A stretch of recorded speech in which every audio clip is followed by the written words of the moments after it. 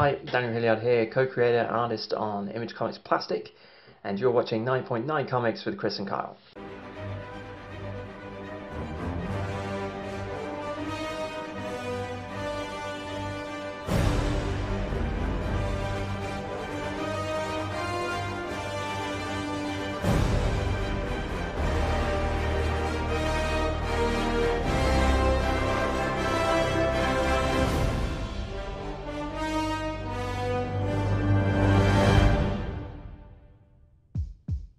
Hi, welcome to 9.9 Comics with Chris and Kyle. I'm Kyle. And I'm Chris, and today we'll be talking about comics getting released June 20th of 2018. Correct, and I'm going to start us off out today with the release of God Complex number 6 out of Image Comics. This is going to be an end of a story arc, guys, so big stuff happening. Far beneath Delphi, Seneca's investigation leads him into a secret labyrinth that guards a centuries-old secret, but the hidden treasures beneath the city are insignificant next to the danger they present. Here, Seneca will learn the truth of his existence and find answers to the mysteries of the rulers and the Trinity. But the price he pays may be too much to endure, concluding the first arc of the smash hit, God Complex. I mean, it's a really big deal right now. It's the end of a story arc, so I've been following this run from issue 1. I think I missed out on an issue because we brought it up in the show and it sold out, and I had to get it elsewhere. But I love it. It's a great sci-fi book, and yeah, it's a great run. It is a reboot, I believe. So right, and then. Also coming out of Image Comics is a really interesting one. Me and Chris are really interested in. I like saying the word interesting. Shanghai Red number 1 out of Image Comics, a series premiere. So a little bit on this one. Red is one of hundreds shanghaied out of Portland in the late 1800s. Drugged, kidnapped, and sold to a ship's captain. She wakes up on a boat headed out to sea for years, unable to escape or even reveal who she truly is. Now, she's coming back in a boat, covered in blood, to find her family and track down the man responsible for stealing her life out from under her. Eisner-nominated writer Christopher Sabella from High Crimes, Heartthrob, and Welcome Back, and Joshua Hickson from The Blackwoods, and Hassan Otsman Alou from Felix and the Cabber bring you a tale of revenge, family, and identity that stretches from the deck of a ship outside Shanghai all the way to the bleak streets and secret tunnels of Portland, Oregon. Secret Portland, Oregon tunnels. Filled with hipsters and coffee. I don't know if there was a Starbucks in the 1800s, or there was a Captain Starbucks. But there probably was coffee lounges. Yeah. They were a lot cooler back then. And then moving on was one of my personal favorites, Gideon Falls number 4 by being written by Jeff Lemire, one of my favorite writers right now. Little on this next one that's coming out, if you are interested in the series. The unlikely small-town detective duo of Father Fred and Sheriff Miller comes face to face with the terrifying killer deep in the back roads of Gideon Falls. Meanwhile, Zoo hypnotizes Norton, which is the main character's therapist. And they began to unlock the secrets of his childhood and his uncanny leak to the horrifying Black Barn. So it sounds like it's going to be a really revealing, revealing comic. It's a really hot comic that's really, I would say it's underrated. I talked to a lot of actual comic book writers at MegaCon about it, and they're all reading it. So I mean, it's like a comedian's comedian. This is a comic book writer's comic book. It's really interesting, and it's really dark and gritty. Again, with the interesting.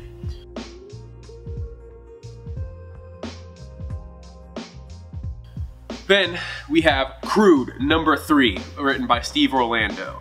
This is Crude. Are you gonna be able to say his name this week? What? What? Oh yeah, no, I can't do Russian. As unrest rises across the city, is it Piotr? I think it's basically Peter. Piotr Petrovich is caught between factions going to war over Blackstone.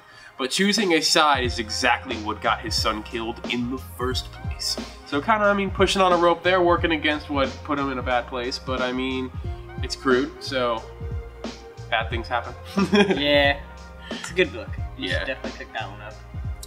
And then that's it for Image. Moving on, we have Rick and Morty presents Crumbopulous Michael, #1 out of Oni Press. Rick and Morty, the Rick and Morty comics are very, very, very collectible, guys. So you don't want to miss out on this. And a little surprising to us, we missed. I missed Train a little bit because I thought back when they were coming out, I was like, oh, these will probably be popular.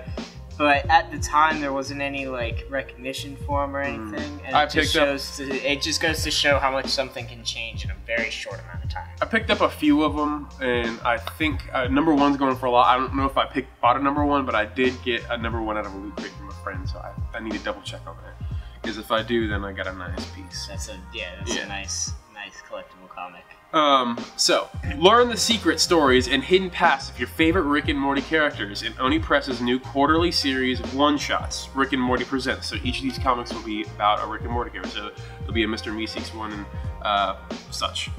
In this issue, writer Mallory Ortberg, co-founder of The Toast, joins series artist C.J. Cannon and Nick Flaharty from... is that Nick Flaharty or is that Nick Flardy? I think it might be a different... It might be a typo or a different person. There's an I between it. Yeah, I think it's a different guy then. To tell the tale of Crumbopulous Michael, the professional assassin who just loves killing.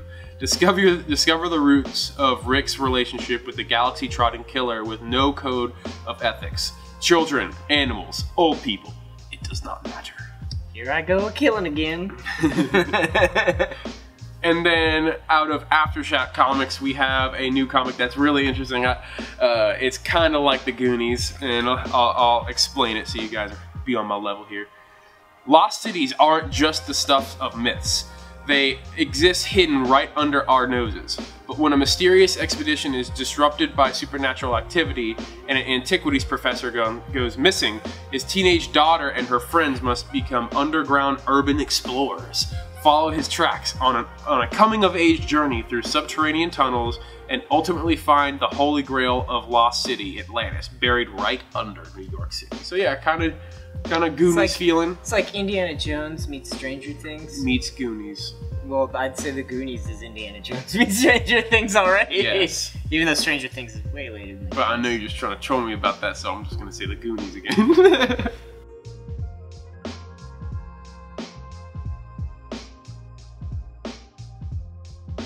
Alright, moving on from there, we're going to get into Marvel with Amazing Spider-Man number 801. So this is a huge deal because it is Dan Slott's last time writing, at least for now. Who knows if he comes back? Only time will tell. But it's his last time writing Amazing Spider-Man after 10 years of writing it. And I don't know if you read issue 800, but holy crap. Yeah, I don't know if anybody has read it, so I don't want to spoil it. Yeah, I'm not going to say anything, but holy crap. Huge deal. I'm super excited for where Spider-Man's going now. I'm sad to see Dan Slott go, especially with what he just did to us. Well, this is a collector show, so I feel like we should go out as far as to say it is a death of a special character who's been in the Spider-Man universe for a long time. It's a death of a reappearance and a first appearance. Correct. All three of those things happen. So if you haven't gotten that, I mean, come on, you get them before all of the back issues go out, and then you need to start buying. It's a big 80-page book, and in those 80 pages, a lot happens. It's like 4 comic books. Yeah, so definitely pick up Spider-Man 801, especially A, if you're interested in seeing where it goes, B, if you're interested in seeing what kind of key issue this is going to be to follow up what happened in 800, and C, it is Dan Slott's last issue, making it collectible for obvious reasons. Moving on from there, we do have Venom #1 second printing Stegman variant. So we have the picture right here. This is actually a picture from the interior art. So if that gives you an idea of what this comic looks like on the inside, this is an interior art cover. Yeah. That being said, besides the art, if you haven't already picked up a Venom #1, I don't know what you're doing with your life. Right, and it is a second printing, and I'm still gonna pick it up. In the past, Donny Cates' like first issue on a series, second printings are always a good buy. A good buy, especially since it's already slotted for third print and second print hasn't come out yet. Yep. So big deal. And make sure to be reading Venom. Keep up with it quickly because I will end up spoiling it for you. Moving from there, we get Infinity Countdown Champions, #1 of 2. So this is another Infinity Countdown comic leading up to the Infinity Wars comic run. Big deal about this issue is the cover art is done by Clayton Crane. So if you're keeping up with your artists, you know that's an awesome cover to be picking up. Here's a picture of it. Spinning out from the fallout of the battle for the Power Stone in the pages of Infinity Countdown. The champions head to space to save the Nova Corps and to stop Warbringer, but other forces are moving against them. These young heroes are in for the fight of their lives.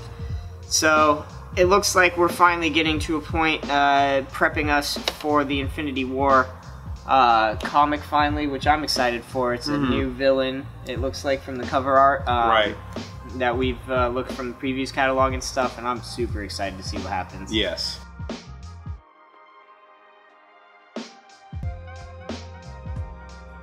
Moving on from there, we're going to get into DC Comics with a prelude to the wedding that I'm super interested in. I wonder why. Could it be because it includes the Red Hood and Anarchy. Batman Prelude to the Wedding, Red Hood vs. Anarchy #1. So obviously I love the Red Hood. Anarchy's pretty cool too. And it's a prep for the wedding comic, which is one of the big deals for the Batman run. Red Hood has always been the one standing slightly apart from the rest of the Bat crew. Some see him as the Robin gone bad, which is exactly the kind of thing someone like Anarchy can exploit. Now Red Hood is running security at Catwoman's bachelorette party, and if Anarchy can crash it, that could be the final straw for Jason Todd. Aw, they're trying. Lonnie versus Jason. Yeah, Lonnie's gonna get shot. Yeah. He's not Batman. No, he's just a dude with a mask and a stick. And he's really smart, but... Red Hood? No, Lonnie. Oh yeah, no, Red Hood's a dude in a mask with Batman guns. Training and lots of guns. Then we have out of IDW, TMNT Urban Legends #2. So this is the rerun of the the original Image Volume 3 TMNT back in like the 80s, 90s. So this is a huge deal. We've talked about it before. I'm pretty sure we sold out of #1 in store. Oh yeah, I didn't get one. Yeah, I didn't get one either. And it's what we all want, a good TMNT comic. Like, who are we kidding? Let's not kid ourselves. And it's original. OG TMNT. And then... Yeah, he's looking at me because I'm spacing out, and it's time for the 9.9 no-brainer! So this week, honestly, I almost want to let Kyle have it, because this is way more his speed. Can I? Yeah, go for it. Oh my god, it's Christmas. Okay, so guys, as you know, DC, I'm a Batman guy, Marvel, I'm an Iron Man guy. So this 9.9 no-brainer is Tony Stark, Iron Man #1. Tony Stark's coming back to the helmet. I almost said cowl, but it's not a cowl, it's a helmet. It's kind of a cowl. It's kind of a, it's a cowl helmet or a howl. Howlmet. Yes, we'll go with that. Anyway, and this is also where Dan Slott is going after Spiderman. He's coming to Tony Stark Iron Man. So, take flight with Dan Slott and Valerio is it Sheedy? Anyway, from the cusp of tomorrow's dreams for the forefront of imagination, one man always soars on the cutting edge of adventure. You know his name. Tony Stark is Iron Man. And Iron Man is an idea, always changing, always evolving, an idea without limit, and drunk all the time. Take wing with Dan Slott from Amazing Spider-Man and Valerio, I'm just going to say his first name, from Guardians of the Galaxy, as they propel the ultimate self-made hero to new heights of inventiveness. Tony Stark is Iron Man. The future is now. Strap in and prepare to launch. I added that last part. But I'm not gonna lie. I think Victor Von Doom is Iron Man, but I'm super excited to see Tony Stark I'm not return. gonna argue with you because I do love Infamous Iron Man with every fiber of my being, and I wish he I wish they kept him as like a mainstay anti-hero for like a long time, and then just pile drive him back to Doom eventually. But it was a little more short-lived than I thought it would be. Well, he's still in it. I but don't know where Dan Slott's planning on taking it. I remember back when Legacy happened, there was a path that they had talked about it going. I'm not sure if it's still going to follow that path. Mm-hmm. Either way, though, Tony Stark back as Iron Man. Yes, finally. And if you read some of the Invincible and Infamous Iron Mans where they had little brief appearances of Tony Stark, he's coming out of some strange stuff, so he might not be an alcoholic anymore. He might have to relapse into that. Yeah, so that would be a collector's issue. You should stick with this run. He was in a coma for a long time. And apparently Sorcerer Supreme for a bit. Yeah, well, in the future. It technically hasn't happened yet. But yeah, spoiler from last year, Tony Stark becomes a Sorcerer Supreme in the future. But yeah.